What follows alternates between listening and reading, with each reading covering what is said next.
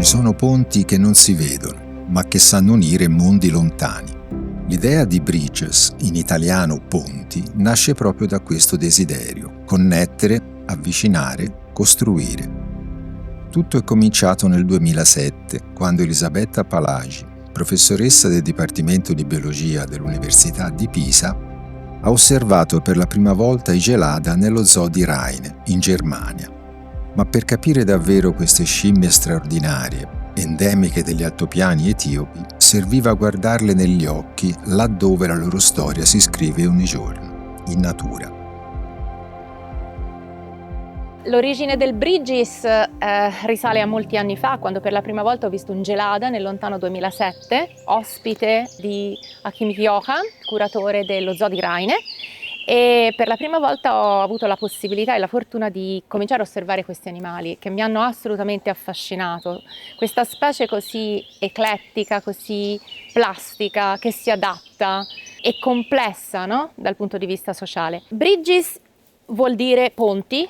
E la mia idea, l'idea che ho partorito in questi anni è stato quello proprio di creare ponti non solo tra diversi tipi di approcci scientifici, quindi cattività in natura, la possibilità di studiare gli animali in cattività e poi di esportare l'esperienza maturata in cattività in natura, ma anche ponti dal punto di vista umano, quindi mettere insieme due gruppi di ricerca che provengono e hanno culture diverse come forma di arricchimento. La forza del progetto sta proprio nel fatto che noi possiamo utilizzare entrambi i setting, raccogliere i dati in entrambi i setting e esplorare lo stesso comportamento, gli stessi tratti comportamentali in setting diversi, in modo tale da vedere come plasticamente gli animali si adattano.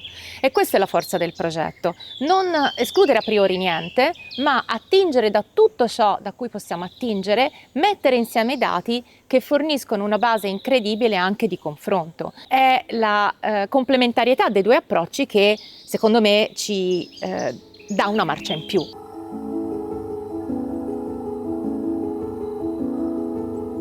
Bridges project is particular because the two PIs are women, girls, yes, for better saying, I would say. So what do you think about that? Yeah, girls power everywhere, and I'm really privileged to work with Professor Elisabetta. For me, she's one of the most experienced scientists in primatology, and for me it's an honor to work with her and also, to produce several scientific outputs, and most importantly to co-supervise with her. And she has even presented in our Biological Society of Ethiopia, which we never had a foreign scientist presenting. So probably you are the first one. I was the first one. Yeah, you're the first one. Gosh. So I was really excited to have her, and I want to thank her for giving me the opportunity to come to Pisa, work with her in our field station in Ethiopia.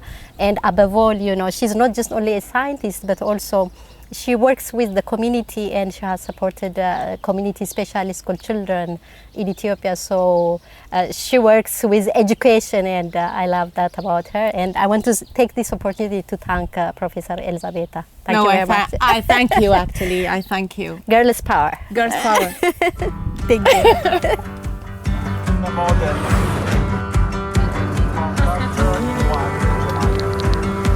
Il progetto Bridges prende forma così, grazie al lavoro di un team del Dipartimento di Biologia dell'Università di Pisa e dell'Università di Addis Ababa, al sostegno di numerosi zoo europei e al finanziamento della Leakey Foundation. Una missione scientifica con un obiettivo ambizioso: studiare la capacità comunicative ed empatiche di questi primati. I gelada vivono in una delle società più complesse del regno animale, la società di tipo multistratificato. All'interno di queste società abbiamo infatti l'unità di base, costituita da un maschio adulto riproduttivo, le sue femmine e la prole.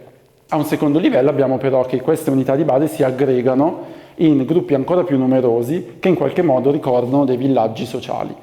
Sembra quindi chiaro che a questa complessità sociale a cui ogni giorno vanno incontro gli animali in qualche modo ci sia allo stesso tempo una complessità comunicativa e comportamentale che si sia evoluta per in qualche modo gestire le interazioni sociali a cui vanno incontro gli animali ogni giorno. Abbiamo quindi in particolar modo espressioni facciali, vocalizzazioni, comportamenti affiliativi ad alta variabilità. In particolare, parlando di aggressioni, le aggressioni, i conflitti sono, come nella società umana, anche nelle società di animali non umani, sono all'ordine del giorno, e se da un lato queste fanno parte della normale socialità, allo stesso tempo queste pongono dei rischi per la coesione del gruppo a cui in qualche modo gli animali devono gestire.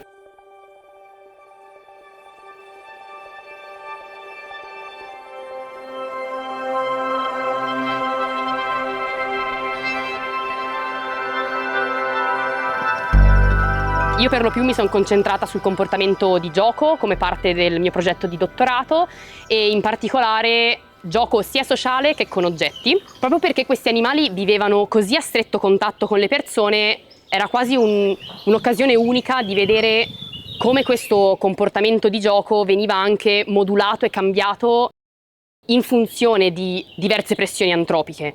Si sta mandando molto bene. Ma no, di sicuro avete acquisito una marea di esperienza. No, ma anche come coordinazione tra di noi. Siete estremamente sincronizzati e coordinati, e quindi è chiaro che avete un'ottimizzazione del lavoro.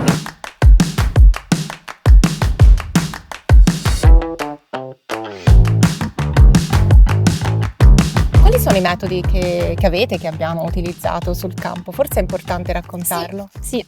Allora, sicuramente da un punto di vista, diciamo, osservazionale abbiamo raccolto tantissimo. Quello è stato forse il principale metodo che abbiamo utilizzato, quindi raccogliamo dei video, ma non solo, raccogliamo anche vocalizzazioni acustiche tramite l'utilizzo di microfoni specifici direzionali, e questo ci permette di non limitarci semplicemente allo studio e all'approfondimento di espressioni facciali, ma anche di proprio la comunicazione vocale, che è una cosa molto complessa in questa specie di scimmia, perché hanno appunto una comunicazione acustica molto sviluppata e davvero interessante.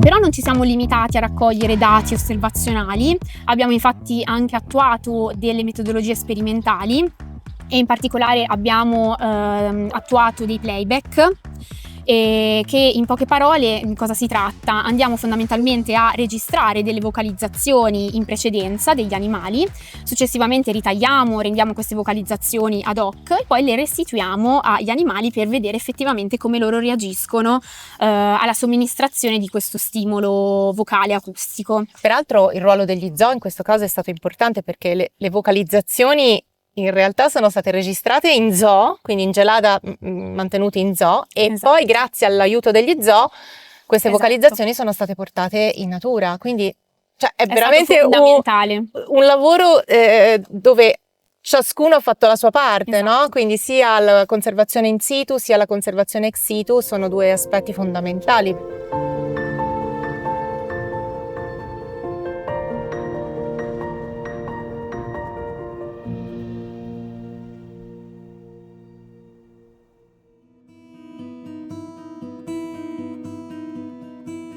L'obiettivo però non era limitato a studiare e comprendere la complessa società dei gelada, ma anche costruire legami tra chi osserva e chi viene osservato, tra chi studia e chi ospita. L'avvio non è stato immediato, ci sono voluti quasi 2 anni di accordi, scambi, dialoghi e, ai noi, di scartoffie burocratiche. Un percorso lento ma necessario per fare tutto nel rispetto delle regole e per costruire quei legami solidali e proficui che solo la trasparenza può regalare.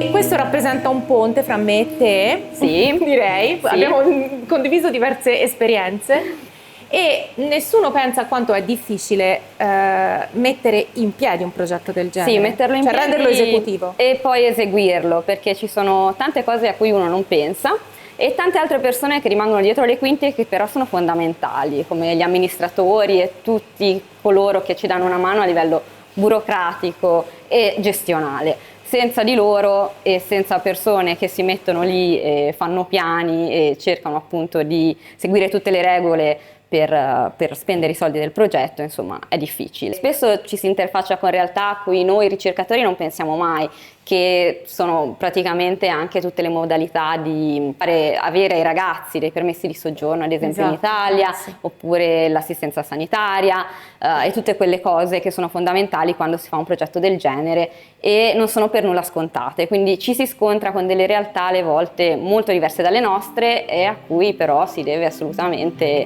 rendere conto.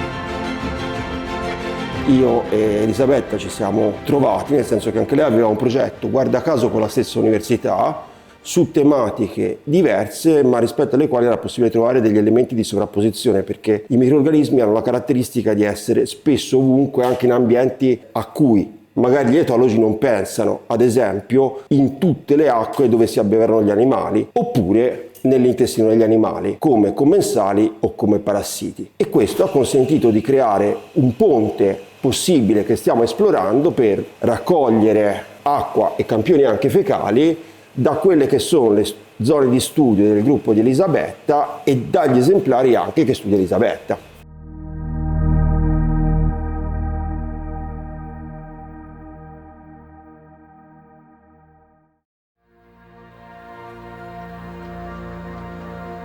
Il cuore pulsante di questa ricerca batte a Debre Libanos, un luogo che porta con sé il peso della storia.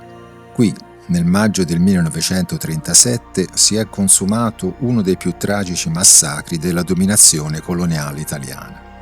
Ed è proprio da qui che Bridges ha scelto di partire, per gettare ponti, non costruire muri, per trasformare il dolore in dialogo, la memoria in cooperazione.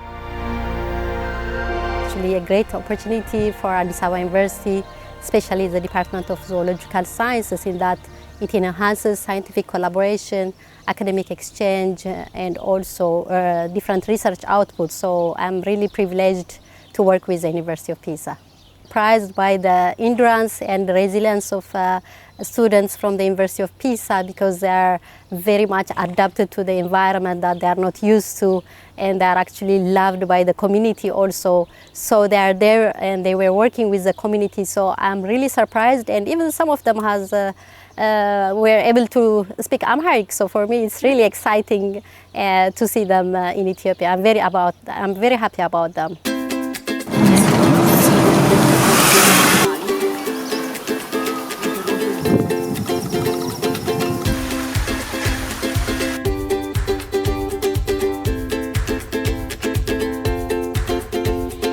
Elisabetta, intanto ti ringrazio molto per avermi invitato e per lo sviluppo di questo progetto. Questo è un progetto nell'ambito dell'Erasmus Plus KA 171 che quindi riguarda la mobilità extra UE di studenti, docenti e staff. E nell'ambito di questi progetti si può fare quello che si chiama cooperazione, no? La cooperazione internazionale e quindi aiutare anche altri paesi che non sono titolari della carta Erasmus come abbiamo noi all'Università di Pisa, però avrebbero i requisiti per poterla ottenere, aiutare questi paesi a sviluppare delle competenze che possono essere trasmesse attraverso la mobilità dei docenti, ma anche la mobilità degli studenti, sia incoming che outgoing. Ciao ciao! Gli altopiani etiopi però non sono gli unici scenari di questa avventura. Anche i corridoi e i laboratori dell'Università di Pisa diventano teatro di incontro. Qui ricercatori e studenti dell'Università di Addis Ababa sono accolti per lavorare fianco a fianco, perché i ponti più solidi si costruiscono insieme, passo dopo passo, con la forza dell'intelligenza, della curiosità e del rispetto.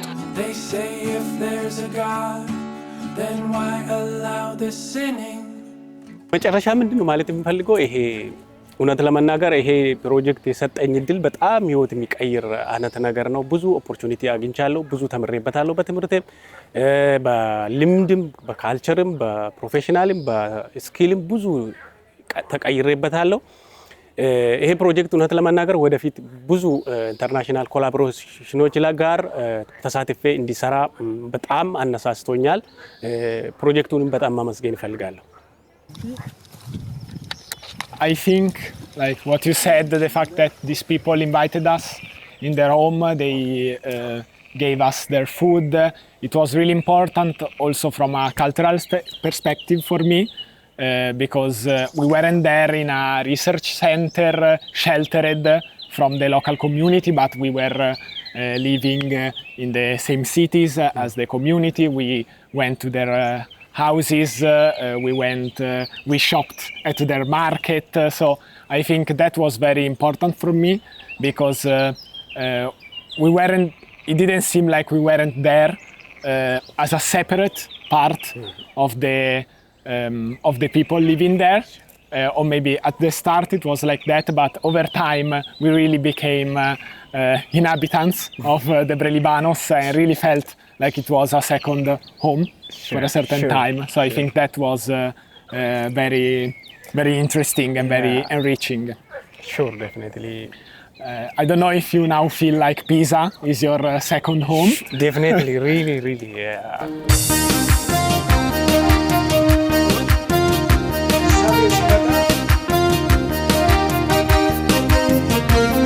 Il progetto Bridges si è integrato nella comunità del villaggio di Debre Libanos su diversi livelli di complessità. Innanzitutto parte già a livello accademico come un progetto che univa due università, quindi non è un'università di un paese occidentale che fa la sua ricerca, in questo caso in Etiopia, ma si tratta di due università che in qualche modo mettono insieme le forze e anche un po' l'expertise. Se da un lato magari abbiamo un'università europea che ha magari anche molti più privilegi e più mezzi e più strumenti per fare la ricerca, dall'altro abbiamo un'università sul campo, comunque nel paese dove appunto si svolge l'attività di campo, e quindi che può anche avere tutta l'expertise pratica che è fondamentale per un progetto di primatologia sul campo. Ma secondo me il progetto è andato anche oltre questa, diciamo, inclusività accademica, perché anche sul campo, noi che ci siamo stati per 6 mesi in totale, abbiamo cercato proprio nella vita quotidiana di andare in punta di piedi, cercare di farci accogliere e includere proprio nella quotidianità del villaggio a tutto al 100%. E questo posso dire che abbiamo avuto molto successo, e posso anche dire che non è stato poi così difficile vista l'accoglienza che fin da subito ci hanno mostrato tutte le persone di Debre Libanos, dalle autorità locali alle persone che davvero fanno poi il villaggio, la signora che fa il pane, le signore del mercato e tutte le persone con cui quotidianamente appunto ci siamo interfacciati proprio alla sua attività di campo in un'area non solo non protetta ma fortemente antropizzata. Avevamo molta paura di non riuscire mai a superare questa barriera e invece fortunatamente non è stato così.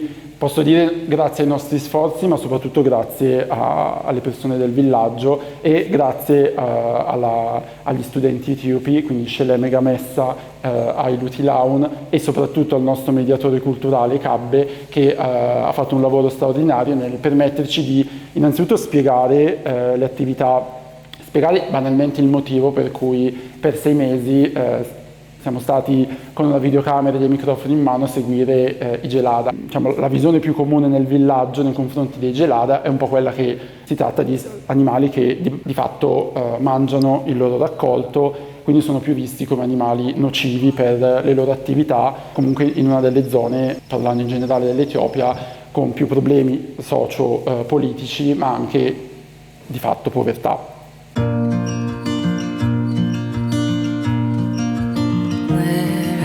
Break bread together. grazie al fatto che abbiamo deciso di dare vita a un vero e proprio progetto umanitario che si affiancava al progetto della ricerca, perché abbiamo deciso di portare un contributo a Debris Libanos, che ci ha gentilmente accolto. Quindi l'idea era quella in qualche modo di ringraziare la comunità, ma una volta che abbiamo raccolto un bel gruzzolo, dobbiamo dire, con grande sorpresa e orgoglio, abbiamo deciso di spendere questi soldi direttamente in Etiopia, perché lo scopo non era soltanto portare questo materiale scolastico ai bambini, alle scuole di Debris Libanos, ma anche in qualche modo di aiutare le persone locali che vendono il materiale scolastico che abbiamo potuto acquistare. Quindi i soldi che noi portiamo giù aiutano non solo i bimbi, ma anche tutto ciò che ruota intorno all'acquisto di questo materiale. Ma che cosa avete portato quindi? Che cosa abbiamo portato? Dai, racconta. Allora, noi inizialmente ci siamo concentrati su tutte le cose, diciamo, più piccole, quindi abbiamo acquistato gli zaini, che sicuramente sono il gadget preferito dai bambini, perché per loro avere anche lo i nostri è proprio una cosa, un sogno. Però in verità poi è stato lo scambio con i professori che ci ha permesso di fare un passo superiore, perché sono stati proprio loro, la preside in particolare di una delle scuole principali di Debris Libanos, che ci ha suggerito di comprare anche intanto dei poster con per esempio delle carte, delle mappe geografiche da mettere nelle stanze per renderle comunque anche più belle, più piacevoli. La cosa bella è stata proprio questa, che noi abbiamo incontrato un giovane ragazzo che faceva l'artigiano, fa legname, e ci siamo quindi accordati. Lui ha costruito tutto da il nulla, quindi praticamente è partito dagli alberi e ha costruito poi dei bellissimi banchi che ha anche verniciato, e con un camion poi abbiamo portato tutto a Debris Libanos, e devo dire che questa anche per noi insomma è stata forse poi la soddisfazione più grande, perché ti dà proprio l'idea di lasciare una cosa permanente, sai, poi alla fine i quaderni vengono consumati, le penne a un certo punto finiscono, però l'idea di lasciare un banco, qualcosa che abbiamo costruito insieme, che magari fra 10 anni sarà ancora lì e che quindi è qualcosa di permanente. Diciamo che gli imprevisti erano abbastanza all'ordine del giorno, però abbiamo anche imparato presto a gestirli e a non farci abbattere dalla presenza di imprevisti. C'è stato un episodio abbastanza recente, perché è stato nella seconda raccolta dati, in cui non avevamo ancora capito all'inizio che fosse un momento diverso, cioè un momento in cui c'era più conflitto tra uomo e Gelada, perché c'erano meno risorse ambientali e quindi i Gelada si spingevano addirittura nei campi di tef coltivati per rubare del cibo, quindi venivano attivamente scacciati, quindi c'era proprio una tensione uomo-Gelada. E quindi arrivati in quest'area in cui effettivamente i Gelada continuavano a provare ad entrare, quindi pensavamo di aver trovato la nostra area di studio, vedevamo che i bambini continuavano a scacciare, quindi non capendo chiediamo di andare a parlare con il proprietario del terreno, e una volta arrivati effettivamente lui ci spiega che non è semplice in quel periodo tollerare i Gelada in queste aree che poi sostanzialmente usano come pascolo per gli animali, proprio perché a causa di questa scarsità di risorse già far mangiare il bestiame non è semplice. Tollerare i Gelada vuol dire togliere ulteriore nutrimento proprio al bestiame con cui effettivamente vivono queste persone. Diciamo che non è stato semplice, ma con un po' di trattative siamo riusciti a quantificare quale sarebbe stato il danno che i Gelada avrebbero fatto durante i mesi della nostra raccolta dati, quindi quanta erba si sarebbero mangiati in quei mesi, quantificata con un prezzo, e è stato identificato nel prezzo di una pecora. Non si può prescindere anche dalle esigenze di sopravvivenza che hanno le persone con cui vivono a stretto contatto. Ma io penso che questo gesto in qualche modo vi abbia sia stato un po' lo Stargate, no? Cioè vi abbia aperto le porte alla comunicazione diretta, sì, alla comprensione reciproca, quindi voi avevate delle esigenze, loro avevano delle esigenze che sono estremamente importanti, che è riuscire a nutrirsi e a sopravvivere, e quindi è stato un po' entrare in punta di piedi nel loro mondo, sì, dimostrando che voi eravate perfettamente in grado di capire di che cosa avessero bisogno e che il vostro lavoro poteva in qualche modo essere misurato sulle loro necessità. Bridges non solo è un progetto di ricerca, è una storia di scienza e di umanità, un ponte che unisce passato e presente, Etiopia e Italia, natura e cultura. e che ci ricorda che la conoscenza, quando è condivisa, diventa uno straordinario strumento di connessione. Senti, ma l'idea di tornare? Il pensiero di poter tornare ti piace? Beh, certo. Per me più che un'idea è, diciamo, una realtà che spero si avveri, un sogno sicuramente, e io poi mi sono affezionata tantissimo ai bambini che spesso non potevano praticare la scuola perché dovevano stare dietro al bestiame, quindi è come se avessero praticamente una sorta di permesso dai genitori, per cui ci sono dei periodi dell'anno in cui non possono andare a scuola e che quindi stavano in campo con noi. Questo ci ha permesso di avere dei piccoli aiutanti, quindi di avere uno scambio, perché loro spesso ci insegnavano cose sul territorio, quindi questo luogo si chiama così, piuttosto che l'animale in amarico si chiama così, cose che poi effettivamente sono state realmente importanti per la nostra sopravvivenza nella comunità. E noi in cambio cercavamo di dare, insomma, delle piccole pillole che per noi sono cose magari scontate, però loro non avevano mai visto una videocamera, non avevano mai montato un manfrotto, quindi... Sì, mi ricordo l'emozione che provavano quando gli facevamo vedere, no, le immagini registrate di loro stessi spesso, quindi erano... all'inizio la sorpresa e poi dopo la curiosità, e tutte le volte volevano rivedersi nelle... Sì, e volevano tra l'altro studiare tantissimo, quindi avevamo poi anche creato dei quaderni in questa scuola di Alice, Luca, Martina, Alberto, Sceme, e quando loro non andavano a scuola, quindi noi preparavamo dei compiti la sera, tardi, dopo aver finito di indicizzare i video e di fare tutto il resto, e loro subito pronti all'attacco, perché mi dicevano: Alice, noi vogliamo fare mi ricordo che il tempo dato era una settimana per fare i compiti, e loro il giorno dopo ve li portavano giù.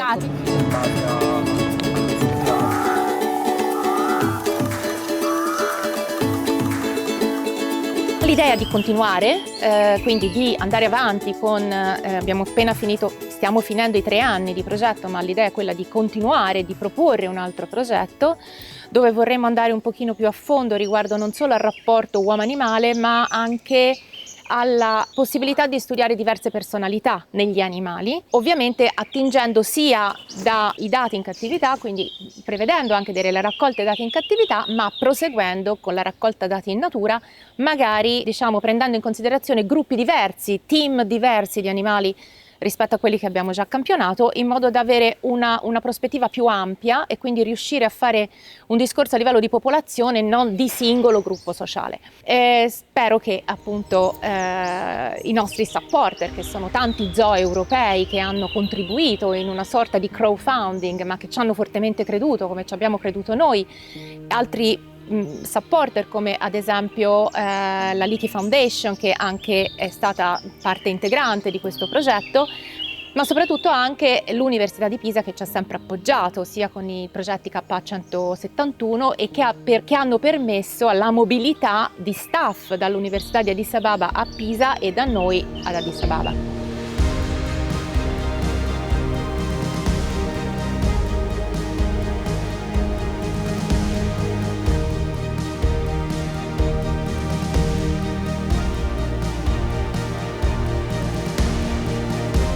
Amasaganello, Ashenafi, Saunet, Bimia, Kaganu.